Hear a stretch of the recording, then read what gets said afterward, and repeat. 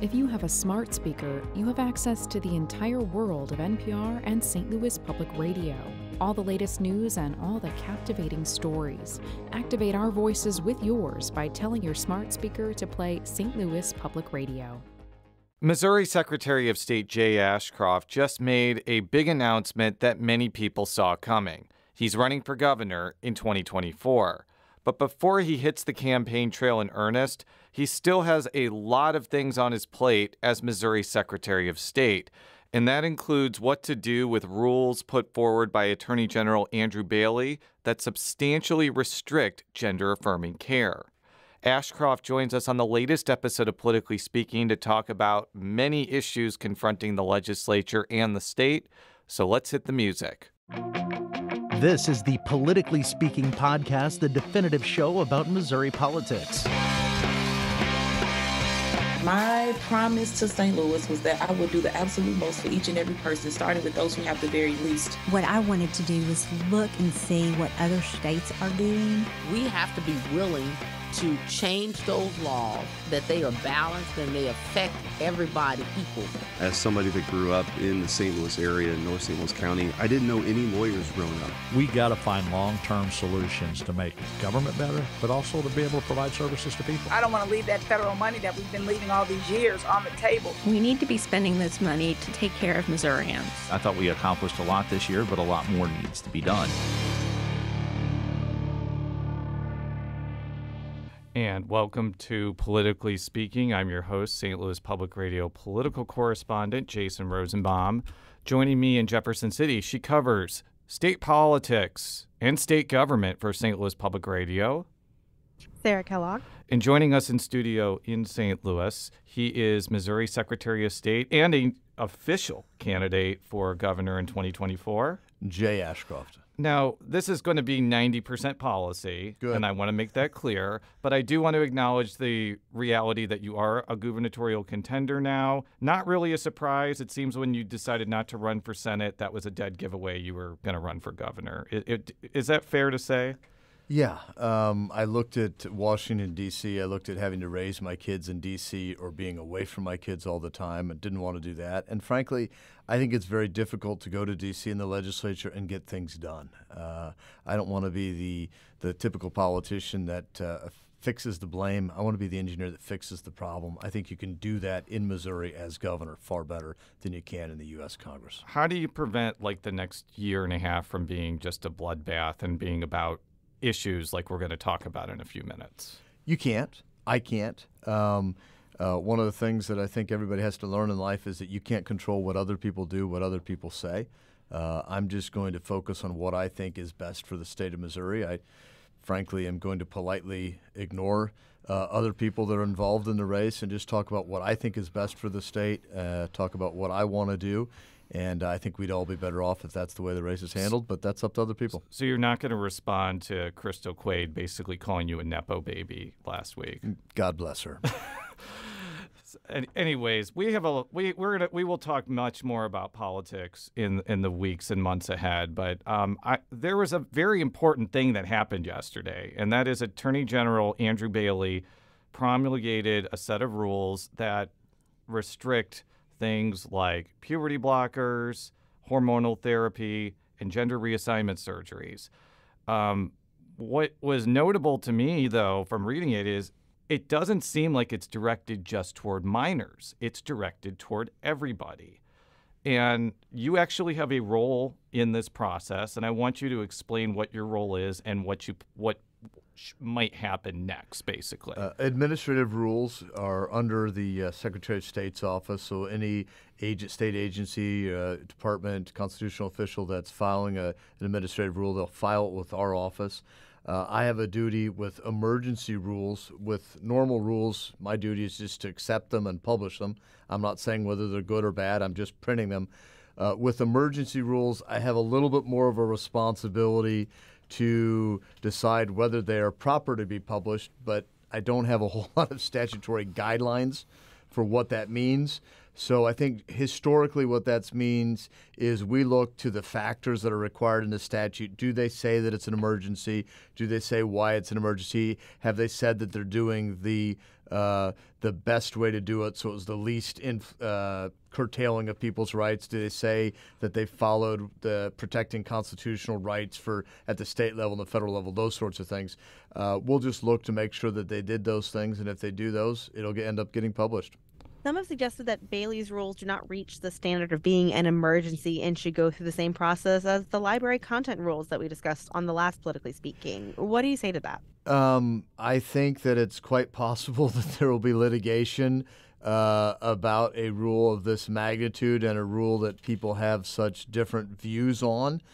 But under the statute and under what I'm required to do as Secretary of State, I'm going to look at if the agency, in this case the Attorney General, claimed things that are necessary under the statute. I've read through it once. It looked like he did that. I'm going to read through it a couple more times because we have to have that final decision by Tuesday. Now, it's one thing about whether you can do anything about this. It's another thing about whether you think this policy is good or not. And if this affects everybody, because let's just for full disclosure for our listeners, I talked with you 8 days ago. You told me that you did not like the Senate bill that grandfathered minors that were going through gender-affirming care. Of course, if it's wrong, it's wrong. Yeah, and if it's okay, we shouldn't be putting a bill on it. It's not okay. But if we're really concerned with protecting kids, we shouldn't allow it to continue, and there shouldn't be a sunset. The data doesn't show that it's actually helpful for kids. We have individuals that instead of just affirming what they're saying, we should love them and be their friends and find out what they're going through and help them to get through that instead of just saying look, your greatest enemies will affirm you when you're making a fool of yourself. Your friends are the ones that'll step up and say, hey, you're better than this. I'm going to require you to be better than that. But what you told me after you basically told me that is you do not want a ban for people that are over 18 years old. This looks like a de facto ban for everybody, and I'd like you to talk about that. Let me be very careful. I don't think anyone should do this, personally. But in the role of government, I don't think it's government's role to tell adults, generally speaking, how they spend their own money. I disagree with it. I don't think people should do it, but there's a difference between what I personally think and where I think the government should be involved. And clearly, when this is happening to children that in nothing else we would say they have the ability to consent to, it is life-altering, it is irreversible. I think government should step in and say, no, you can't do this. If you're an adult, you want to spend your own money, I disagree with you, but it's not my place to tell you can't. So I have a bit of a follow-up to that. I know that your position is kind of aligned with a lot of other Republicans' positions that if you're an adult, you can do what you want. Does that apply to maybe Medicaid payments for gender-affirming health care or maybe for people who are in correction facilities? Well, what I said was if you want to spend your money and do something to your body, when you're requesting taxpayer dollars, that's different. You're not just doing what you want for yourself. You're requiring other people not only to approve it, but to pay for it. And I don't agree with that. I think the reason she asked is that's part of the House bill, because I think is that correct, Sarah? Yes. Yeah. So this was actually, this is not a hypothetical. Sorry. There's a part in the House bill that says that the Department of Corrections will not pay for adults to do gender-affirming care. So I think that's what Sarah I agree with that. If you want to do it with your own money, in your family room, that's your call. Just don't make me pay for it. Don't do it to a child and make me say that it's a great and wonderful thing. So you've mentioned that you don't like the Senate grandfather clause or the sunset. No, they don't make sense. They're logically inconsistent. So Senate President Pro Tem Caleb Rowden said yesterday, while nothing is quote-unquote dead until it's dead, he would really prefer the House pass the Senate version rather than the Senate go through that debate again with the House bills. Could it be possible that nothing passes on this issue or that the House just has to accept the Senate version? I think it's very typical that nothing happens because the Senate refuses to do what's necessary. But that's not right, and we should hold elected officials accountable. What do you make from the argument from some critics of this bill that it's a contradiction to GOP rhetoric that parents should have domain on what happens to their children? I'm sure you've heard that. I think you deserve a chance to respond to that. Well, I think that there are always restrictions to that. We don't want to say that parents can, it's your child, you can murder your child. I think Republicans have consistently said that we don't believe in that. We don't think that if you're a crazy parent, you should be able to chop your child's arm off. We don't think you should be able to beat your child. That's child abuse. There are limitations, and we need to protect children. Do we generally want parents in charge? Yes. But when parents are doing things that put their children in imminent risk of major harm, there are times when government should be able to step in and say, wait a minute, we need to protect this child. What is to stop Republicans from deciding some other form of child-based health care? So just let's say psychiatric services, like giving a child antidepressants or some medicine for ADHD. What's to stop them from saying, that's inappropriate, I want to ban that next? In other words, is this a slippery slope that could lead to bans on other treatment for kids? I think the science is very different. I think it's been a long-term thing. And, of course, it's only with gender dysphoria when we're telling people that they should refuse reality, whereas I think appropriate psychiatric care is helping people to come to terms with reality. What do you mean by that, refuse reality? Because, I mean, well, some people who have gender say, I'm not a boy or I'm not a girl, well, yes, you are. Well, they would say that they were a boy born in a girl's body. Well, they could say that, but the science shows they're not true. To change topics a little, would you be in favor of adding sexual orientation and gender identity to the state's non-discrimination statutes? No. Can you explain why? I don't think we have anything else that is not an immutable characteristic of people. Where you were born, the color of your skin are not things you change. How do you add sexual preference if your sexual preference can change at a whim? What do you mean by that? Don't we have people that are fluid with regard to, I mean, it doesn't make sense. I don't need to know your sexual preference. How would I even know? I don't want to know your sexual preference. But looking at you, I can generally see the color of your skin. Whatever, and I'm not trying to make fun of you, Jason, when I say this, but you're more than welcome to make fun of me. I don't want to be impolite, but I don't want to know your sexual preferences. None of my business. I don't know why so many people on the left think it's my business what their sexual preference is. Leave me out of that. I think that the reason that it wants to be some people want it to be added to the state's human rights statutes is if there's a situation where somebody is fired because they're gay or lesbian or transgender or bisexual. Are we going to protect people that are fired because they're conservative? I mean, is that an immutable characteristic too? They're both not immutable. What does immutable mean, by the way? Immutable means it's unchangeable. I think that's the reason why they want that in there, because they want some sort of legal recourse for that, basically. Look, where do you stop then? Where do you stop? Is it legal to fire someone for being a heterosexual? I mean, yeah. I think it is because why not you treat can't people equally? Because sexual orientation and gender identity aren't part of the human rights statute. That's the point. Like you could fire somebody for being heterosexual right now. I don't see the need to include that. Why? Maybe this is. Why do people want to tell me what their sexual orientation is? Not saying that everybody does, but I don't.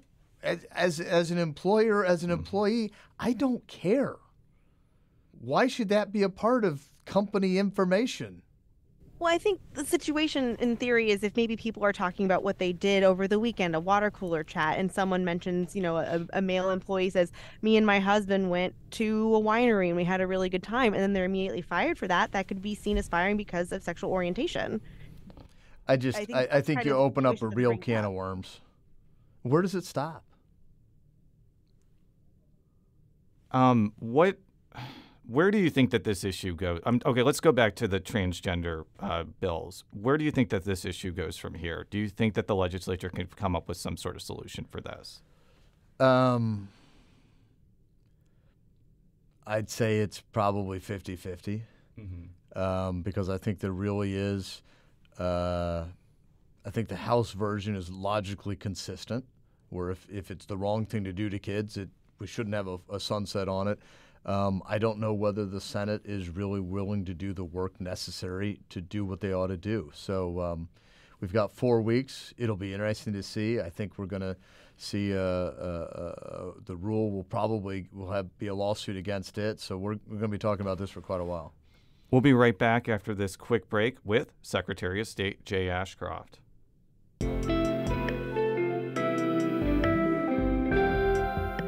The Gateway brings you the day's news each weekday from around the St. Louis region and the state capitals in Jefferson City. Our schools are accredited. We don't need this bill. And Springfield. How many more years must pass before lawmakers see time is of the essence? I'm Abby Larico. Join me each weekday for The Gateway on the STLPR app or wherever you get podcasts. And we're back on Politically Speaking with Secretary of State Jay Ashcroft. He is a Republican statewide official, and we have a lot more issues besides what we just talked about in the first half of the show to discuss with you. Another thing that is within your office's purview is elections. Yep. There is bipartisan talk about the presidential primary coming back. You talked about this on the last episode of Politically Speaking, but I want you to kind of give your take on what should happen with this issue. We should either have a caucus or have a primary election. We should not have a primary election where we tell people to vote, but their votes don't matter, and then we have a caucus. So what I'm asking the legislature to do is if they want to go to a primary, which I tend to think is better, then let's have a primary where the primary votes determine who the delegates are. The candidates provide a slate of candidates. It's disingenuous. It's wrong to hold an election where people's votes don't matter. Would you be okay with a clause requiring Democrats and Republicans to adhere to the results of the primary? In other words, let's just say Republicans vote for Donald Trump 70-30, and they would have the delegates would have to vote for Donald Trump at the convention. Would you be okay? Would that be like a compromise here, or can you even do that? Really, what you could do is, and it is done in other states, where the candidate, let's say for easy math purposes, Missouri has 10 delegates. Mm-hmm. Each candidate gives a list of 10 people. If the candidate gets 60% of the delegates, you just take the first 6 names off their list. Those are the delegates. Easy peasy, it's solved. It was interesting that both parties testified in favor of this. You don't see the two parties agree on much. It does seem like that there might be some momentum to do I think this. There might be. They want to have a primary because then they charge filing fees, and then they take that money. I've always said if you're going to charge filing fees for an election that the state pays for, the money ought to go to the state to pay for the election. But that doesn't get me a whole lot of happy smiles from party people. You've mentioned in interviews that overhauling education will be a major focus Yes. of your gubernatorial administration. At this time, the legislature is considering an open enrollment plan allowing kids to go to different school districts and where they live. What are your thoughts on this bill? I think it's pretty weak. I believe in local control. I really do, unless local control fails for some reason, like we've seen in the city of St. Louis with the prosecutor. But the best local control when it comes to education is parents. The parent or the guardian controlling where a child goes to school, controlling where that money goes, making sure that their child is being well taught. And it's an economic thing also. Right now, I think the state pays, maybe $12,000 is the average cost per student. I send my oldest son to the public high school. I send my 3 youngest kids to private school in Jefferson City.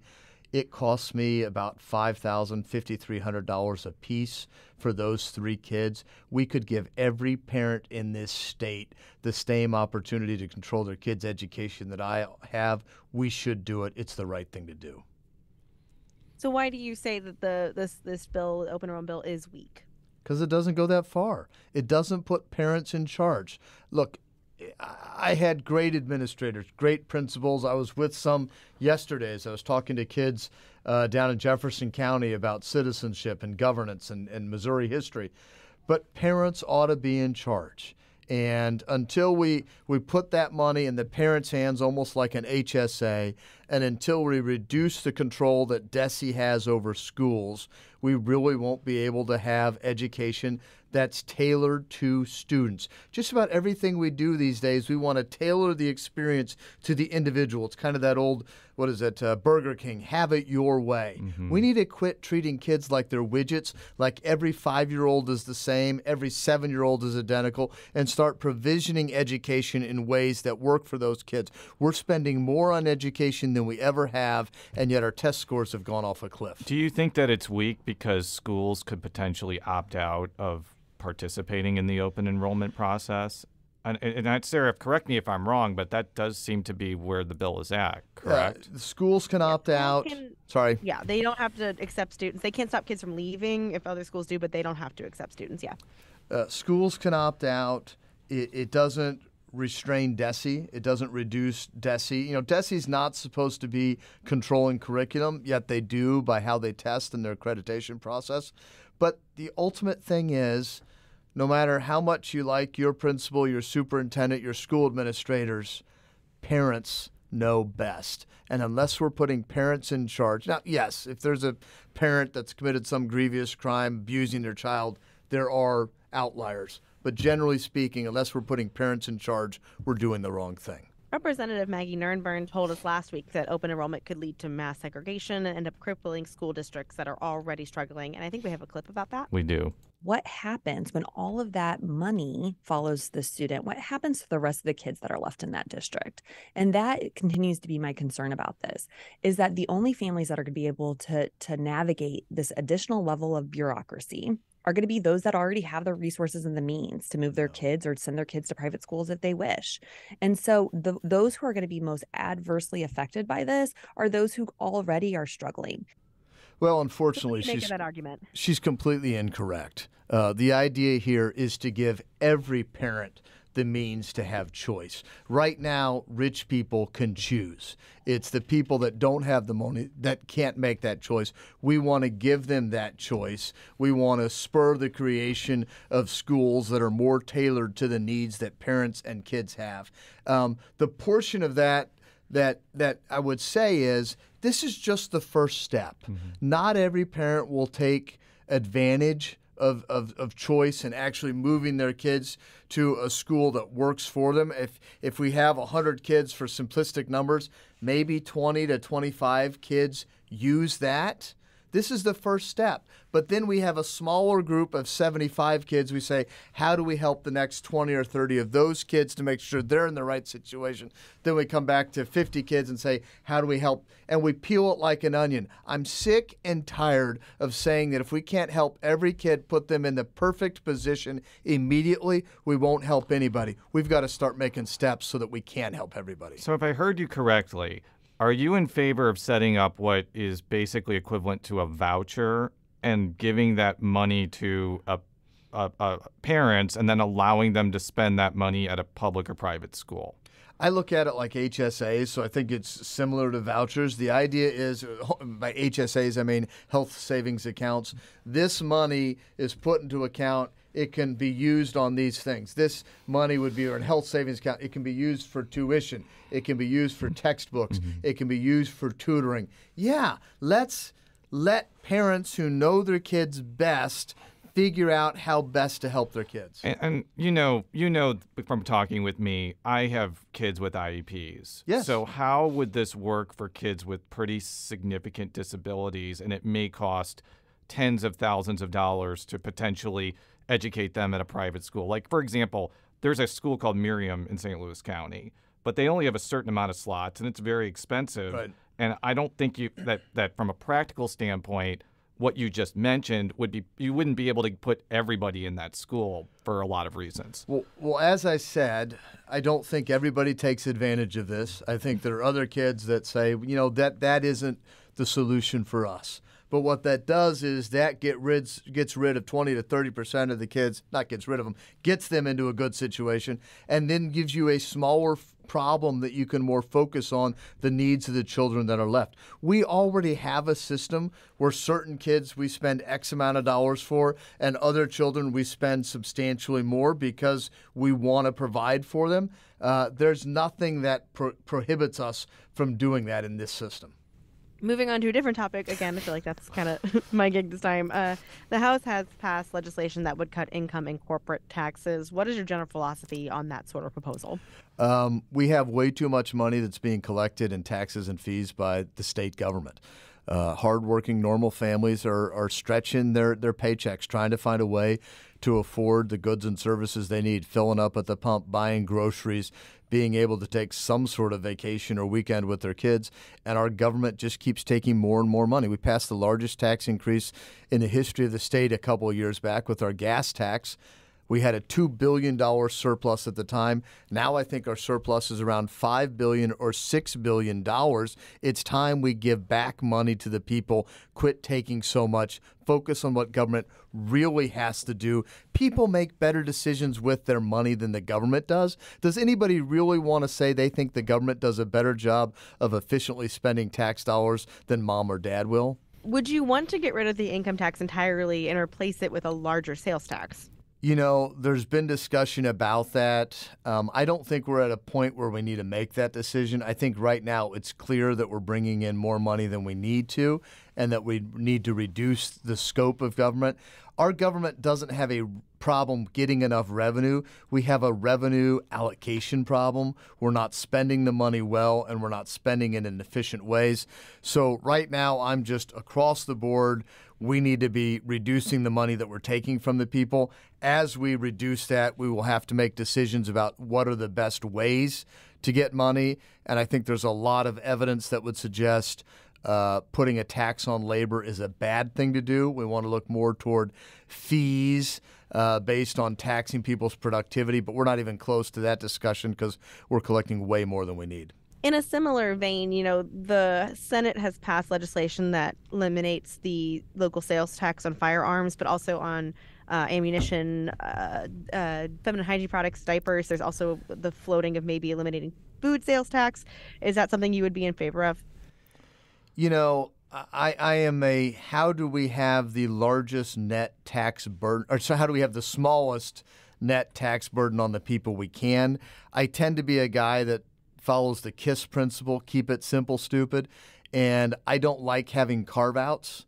I like to just say we're going to have everything is covered by this, but we're going to make the rate as low as possible so it's simple. Missouri has an outrageous number of taxing districts. It makes it difficult for commerce. It makes it difficult for businesses. The compliance with it is expensive. We're losing money because of the disefficiency in the system. I would rather just say, how low can we go and cover everything and make it as de minimis as possible? So it seems to me from that answer you're not a huge fan of that bill. Is that fair to say? Look, I'll take the tax cut if I can get it. So that's better than nothing. But I'd much rather just say we're going to lower the sales tax on everything. I want to talk about foreign ownership of farmland. That's another issue that you've been involved with. You commie. What? I'm just kidding. You think I'm a communist? No, I'm joking, obviously, in that Missouri. I'm kidding too. Look, it is stupid that we would allow countries that hate us, that want to destroy us, not only to buy agricultural land, but to buy any land in our state. Clearly, that mistake was made about 10 years ago. I've been working with Representative Hafner. We have a bill that would forbid China, Russia, countries like that from buying any more land in the state, not just agricultural land. I would urge the Senate to get off their duffs and pass it. If they want to make it tighter and they've got the votes to pass it, I'm all for that. But the last thing I want is one more year to go by when we don't make progress on this problem. So speaking on the Senate, you know, at least I know Senator Rusty Black, Senator Doug Beck, there's more kind of an agreement to just ban the selling of foreign land, period, to go back to what that's it was, not true. What they're talking about doing is saying that they'll go down to zero and then have pages and pages of exceptions. We saw in the state of Iowa that the politicians said we took it down to zero, but then they had 5 or 6 pages of legalese that were exemptions. I don't like that. I want to be clear. I want a normal, everyday non-lawyer to be able to understand the law. So I don't want any of this social media, we did this when we really didn't do that. What I'm looking for is how do we reduce the foreign ability to own our land? If you call it zero, but it's not really, I don't like that. I just want to get down to where we really do it, and I'm afraid it's all for social media, and they will have exemptions out the wazoo. Well, again, I'll repeat, Republican Senator Rusty Black does not want any kind of list of I know you have the list, the House bill has lists, but it does allow for the purchasing in Germany or Finland or other countries that aren't on that list. It's a reduction, but it isn't an outright ban. Right. Senator Black just wants a ban. So I'm curious if you would have more support for that or the House bill. You know, I don't know I just want to get something done. I don't want one more year to pass without getting something done.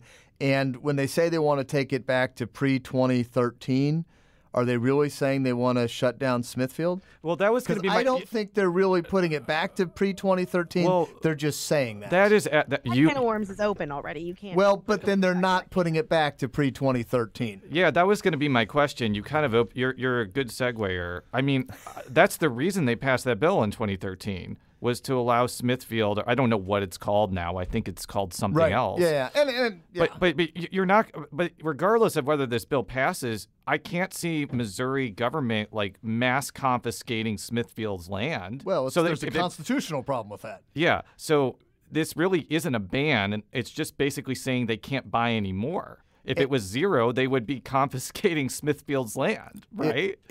Well, and also, depending on the language, a lot of them focus on agricultural land. Our bill has restrictions on agricultural land and bans on any land for certain countries. So, we need to make progress on this. This isn't something that the Secretary of State ought to be a part of.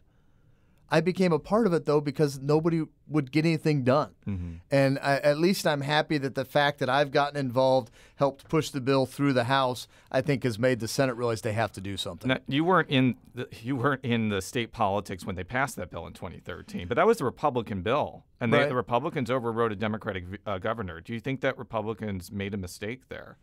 I mean, clearly you do, since you want to change the law. Right? I do not think that is where we should be. And I clearly there was a misunderstanding of where China was when they passed that bill. Thank you, Mr. Secretary. We always appreciate your time, and you're willing to engage with us on the issues. Well, I thank you for putting up with me. Oh, we will put up with you for a long time because the governor's race is going the governor's race is going to be fun, and we'll have you back to talk more about political stuff in the future. Politically Speaking is a product of St. Louis Public Radio, which is a part of the University of Missouri St. Louis. How could people follow you on Twitter or Facebook or Truth Social or Friendster or Napster or MySpace or whatever, wherever you want to be found, Mr. Secretary? At Missouri SOS on Twitter, and they can go to sos.mo.gov on the World Wide Web. We'll be back next time, and until then, so long.